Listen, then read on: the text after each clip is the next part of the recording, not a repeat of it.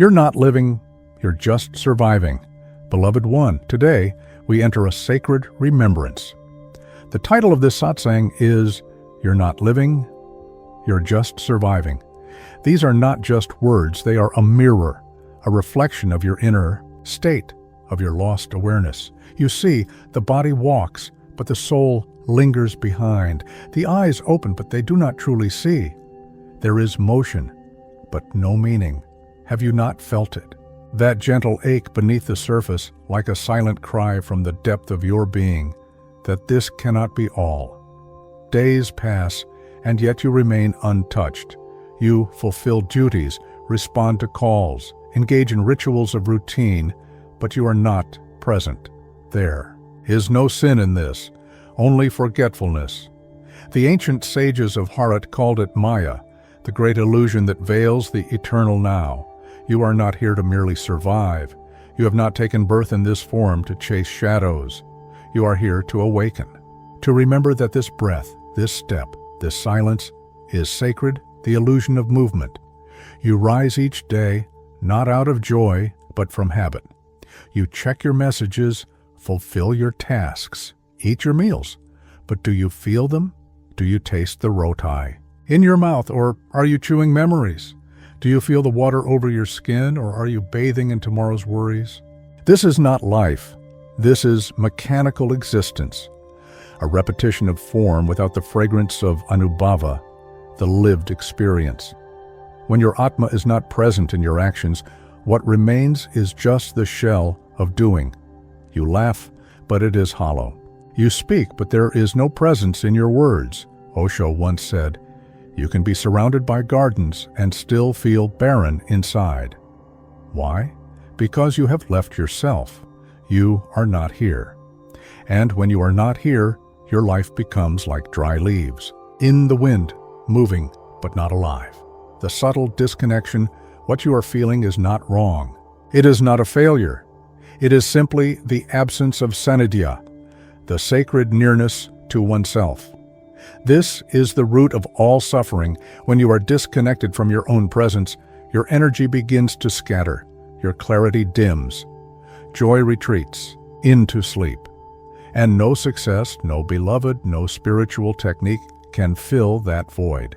Because it is not about getting more, it is about returning. This is not a punishment. It is karma inviting you back home. The pain of presence. Why do we avoid the now? Because it is nagn, naked. The present moment does not allow you to hide. It strips away the masks. And so the mind, in its fear, runs. It plans, it projects, it escapes into the past and future. But the soul, the Purusha, only dwells here, in this breath, in this stillness.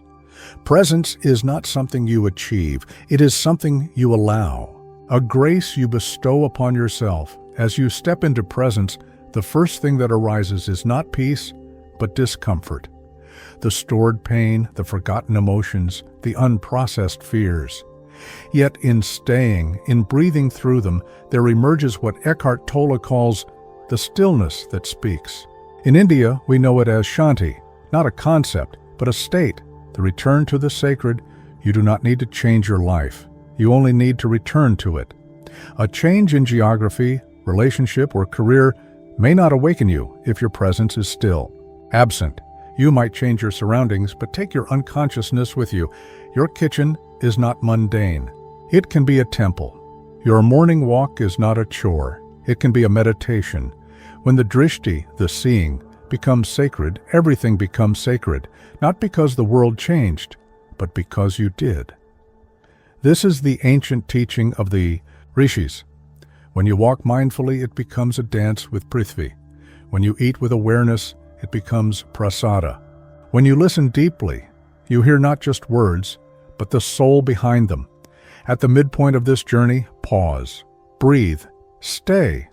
For in this very moment, something begins to shift within you. This is not theory. It is a darshan, a glimpse into your eternal nature. The dance of now true transformation does not come from effort. It comes from returning, from choosing again and again to be where you are. Presence does not make your problems disappear, it makes you appear. And that changes everything. When you walk, you are not just moving from A to B, you are dancing with life. When you eat, it is not just digestion, it is communion. When you speak, it is not just sound, it is prasad from your being. Presence brings depth to what was once shallow. It brings softness to what was once hard. And in that softness, grace flows. Stillness is your true nature. The mind jumps like Hanuman across timelines. But the soul sits in stillness like Shiva. And when you reclaim that stillness, you reclaim your power. You stop chasing answers. You begin listening to life itself. Silence becomes your teacher. Simplicity becomes your path. This is not detachment. This is true engagement. Not running behind life, but walking with it. Not fighting the moment, but surrendering to it. Not because you are weak, but because you have remembered who you are. The sacred shift presence brings a profound shift from reaction to response, from noise to nuance, from fear to trust. You begin to live not from the ego, but from the Antariyaman, the indwelling guide, and slowly you stop asking, "What should I do?" and begin asking, "What feels true now?" From that place, decisions arise like lotus from mud, pure, graceful, untouched by confusion. To live from presence is not a rejection of the world. It is a deeper embrace. Life does not become perfect, but it becomes perfectly lived. A daily remembrance. Let us return to a simple practice. Whenever you find yourself scattered, lost in thought, not here, pause. Gently, without judgment, bring your awareness to your hands. Feel them, to your feet. Sense their contact with the earth. To the sounds around you, not labeling, just listening, and say inwardly with reverence, "I am here. This moment is enough."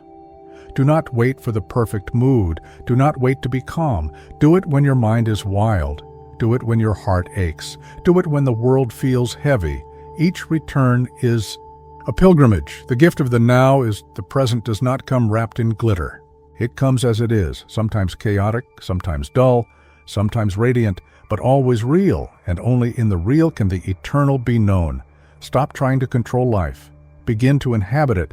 The moment you inhabit what is, you stop resisting and start receiving. The sacred cannot enter where there is resistance, but it flows easily where there is presence. Osho reminds us, life is not a problem to be solved, but a mystery to be lived. This mystery lives in the breath you are taking right now. A closing invitation, beloved. Today you are not being asked to fix yourself, only to be with yourself, to remember that your very presence is enough. Your being is divine. Your awareness is a temple. Before you continue with your day, stop just for a moment. Breathe, feel, observe. No rush, no demand, just existence. And if this message stirred something deep within you, offer it as seva to others, not as advice, but as a silent invitation to return. Subscribe not as a habit, but as a sankalpa, a conscious intention to remember. You are not here to postpone life. Life is already happening. You are not here to survive. You are here to awaken, and that awakening begins now.